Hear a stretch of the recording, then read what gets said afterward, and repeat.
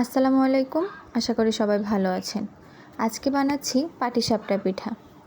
পাটিসাপটা পিঠা বানানোর জন্য প্রথমে বাটিতে আটা নিয়ে নিলাম, সামান্য পরিমাণে চিনি এবং কিছুটা পরিমাণ লবণ দিয়ে দিলাম। এবার অল্প অল্প করে পানি দিয়ে একটা গোলা বানিয়ে নেব।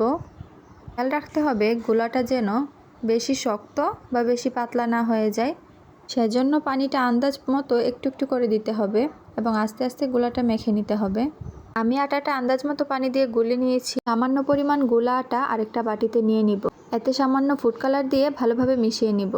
ফুড কালার দেওয়ার জায়গাটা স্কিপ হয়ে গেছে। প্যানে 1/2 লিটার পরিমাণ দুধ দিয়ে দুধটা জাল করে নিব। দুধটা ভালোভাবে ফুটে উঠলে তাতে দিয়ে দিব পরিমাণ মতো সুজি, দিয়ে অনবরত নাড়তে থাকবো, নয়তো আবার দলা পেকে যেতে পারে। দিয়ে দিব সামান্য লবণ এবং কিছুটা গুড় ভালোভাবে মিশে এলে আবার কিছুক্ষণ জাল করে নিব, তারপর উঠিয়ে নিব।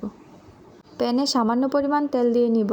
ফুড কালার মাখা গোলাটা আমি একটা বোতলে নিয়ে নিয়েছি। বোতলের ক্যাপে আমি একটা ছিদ্র করে নিয়ে বোতলটা ঘুরিয়ে ঘুরিয়ে কিছুটা ডো কড়াইয়ে দিয়ে দিলাম। তারপর বাকি ডোটা থেকে কিছুটা নিয়ে তার উপর দিয়ে দিব। চামচ দিয়ে ভালোভাবে ছড়িয়ে দিব যেন পিঠার শেপটা খুব সুন্দর আসে। এবার একটা ঢাকনা দিয়ে ঢেকে দেব। ঢাকনা উঠিয়ে কিছুটা গুড়ের সুজি পিঠার মধ্যে দিয়ে দিব। তারপর আস্তে আস্তে ভাঁজ করে নেব। ভিডিওতে দেখানোর মতো করে নেবেন। এপিঠ ওপিঠ ভালো করে হয়ে গেলে উঠিয়ে নেবে। এবার আমি একটা একটা করে সবগুলো পিঠা আগের নিয়মে বানিয়ে নিব। এই পিঠাটি আতপ চাল দিয়ে বানালে আরও ভালো হয়। আমাদের ঘরে আতপ চালের গুঁড়ো ছিল না, তাই জন্য আমি আটা দিয়ে বানিয়ে নিলাম।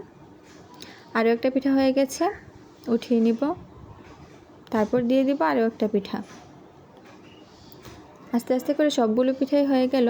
তৈরি হয়ে গেল আমাদের পাটিসাপটা পিঠা।